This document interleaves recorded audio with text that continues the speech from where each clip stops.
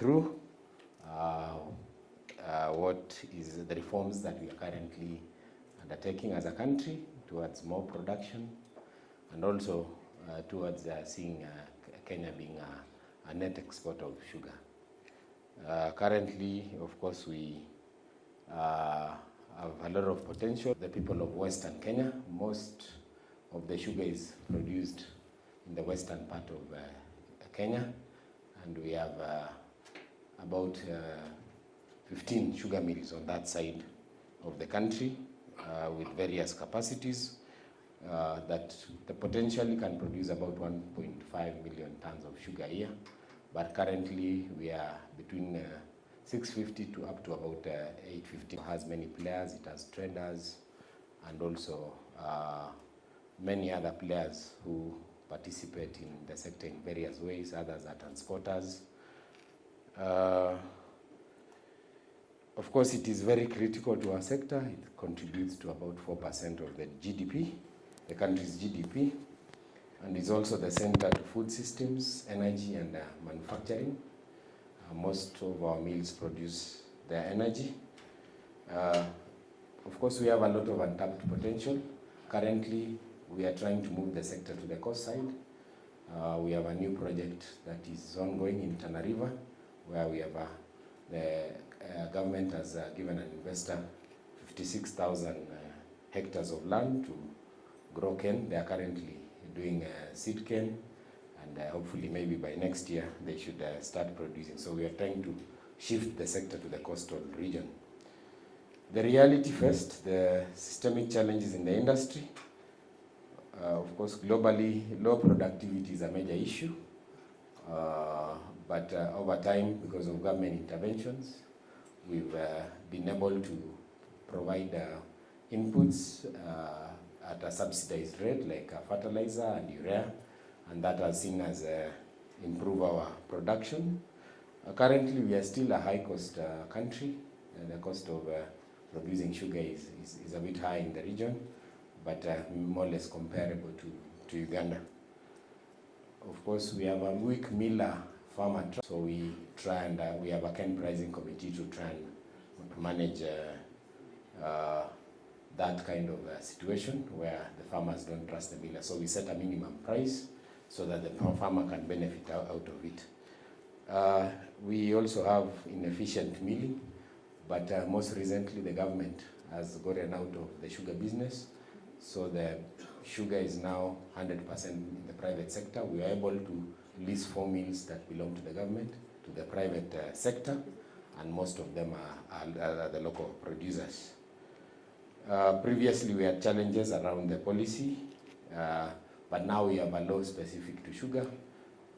In 2013, the government took a policy direction to collapse all commodities into one organization called Agriculture and Food Authority.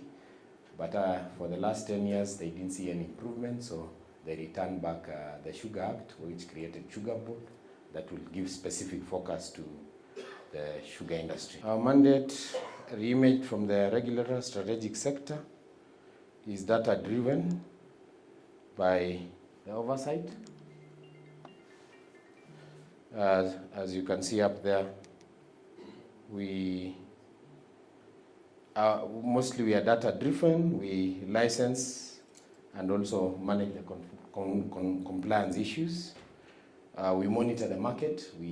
Of course, we work with our internal team to make sure that we have a data-driven organization where, for example, when you have deficits, we only allow what we need for our market. So our market research department normally works closely to see the gaps in the market. Of course, the farmer protection and fair pricing, I had already mentioned that we control the sugar prices, but all that is dependent on how the market behaves. And then we also coordinate all the stakeholders, from the farmers to the transporters and also the millers. In terms of restoring farmer confidence, we have standardized cane supply agreements, which are anchored on the law. In our regulations, we have standard supply agreements which our millers are supposed to follow. And in the agreements, we have penalties when they delay in paying. We also have transparent pricing mechanisms, and we also enforce payment timelines where if the miller defaults, there is a percentage in which they are going to pay the farmers. We also have a structure for dispute resolution. The law has created a tribunal to handle any related issues regarding the sugar industry, and it's under the judiciary. In driving productivity, closing yield and efficiency gap, we've developed about 28 cane varieties. We also have encouraged our millers to also explore and get other varieties from other countries. We have a Kenya Sugar Research Institute that we mandated to do the research and also multiply the seed cane so that we are able to progress and increase our production. In terms of mechanization of field operations, we are still very manual, although a few millers have started mechanizing, and particularly on harvesting. We still have a lot of situations where we have cane cutters cutting the cane manually. But for us, it still provides employment, and it also helps in terms of the losses because it's a manual process. We are looking forward to GIS and precision agriculture tools. Currently, we are trying to develop a system where we are mapping all the fields so that we're able to know which farmer is where and whether he's tied to an agreement. We have also strengthened extension services. The government is providing money for that through the sugar levy. We have a levy of 4%, which part of it goes to support extension services. Beyond sugar, the bioeconomy opportunity, unlocking full value for the crop. We have ethanol production. We have, I think, we have 3 distillers currently, and we have 2 millers who are also expanding into ethanol. The government has been deliberate in situations where we want our ethanol to sell because we don't produce enough. We normally close the imports so that they clear the ethanol that is locally produced. We have even legal interventions. We've developed regulations around ethanol production. Power generation from bagasse. Most of mills are generating their power through bagasse. And then, of course, we have the industrial use of molasses to make things like spirits and all that. Also our farmers, because we also have the dairy sector, rely 20% of our total production goes to the farmers in making the hay for the animals. We are also having emerging bio-based industries that are coming up. In terms of sustainability as a strategy and building climate change and a resilient system, we are encouraging climate-smart agriculture practices. We have a lot of water and soil conservation interventions, which we are currently carrying out. We are also ensuring that we comply with environmentally friendly practices, particularly when the crop is being produced. And then, of course, we want to align this to the global ECG expectations. An investment case, a sector ready for capital innovation. Of course, with the predictable policy and regulatory clarity, it is very easy for us to invite investors. Already I had informed you that we have some projects going on the coastal side.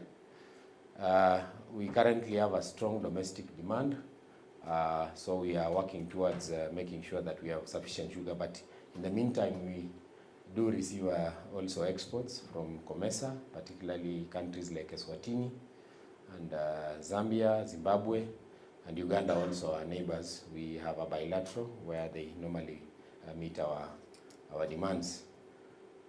In terms of opportunities, as I informed you, the government mills were very inefficient, but with the private sector coming in, of course, we've been able to modernize these mills. I think 3 are already running. They've put in close to about 10 billion Kenya shillings in terms of modernizing. Ethanol production, we have 2 new mills that are already under the process of producing ethanol. One is already running, and we have 2 other distilleries that are not necessarily sugar factories. We are also encouraging a lot of mechanization and digital agriculture. We have an app that has called Miwabora that farmers can log in and get to know the weather, get to know what they can do in terms of best practices in agriculture. Devesh had already mentioned that we, as Africa, we have a deficit of almost close to 10 million metric tons of sugar. So we are trying to grow our industry so that we are able to meet our market, and then from there we are able to export within the region. And then we have the AfCFTA opening for the regional markets. Of course, we have the COMESA, where there is a free trade of sugar within the countries. We are looking at cross-border investments, and also technology and knowledge exchange between the partner states within the regions in which we are members. That is COMESA and EAC. Partnership for transformation, no single player can do this alone. Of course, the government has to work closely with the private sector to come up with the right policies to grow the sector. The private sector has been, because the government's role is purely to create an enabling environment for business to thrive, so we encourage a lot of private sector involvement in our decisions. We also have some money for helping our factories through the levy. We have a component for factory rehabilitation. We also have the farmers. We also support them in terms of their advocacy and also their operations within the farms. I've already informed you about Kenya Sugar Research Institute and Kenya Sugar Research and Training Institute, where we encourage innovations of various things related to sugar. And of course, we have our regional partners on that. Sweetening the future together, we look forward to a competitive and sustainable industry within reach. The policy foundation is now in place. We have a friendly environment to do the sugar business, and the opportunities are immediate. The responsibility is shared because even the board itself is run by both the government and the stakeholders. Of the 11 members, 5 are farmers and 2 are millers, and then the rest is government. So we share the responsibility of growing this sector. And therefore, Kenya is ready not just to reform its sugar industry, but to lead Africa's next chapter in sugar.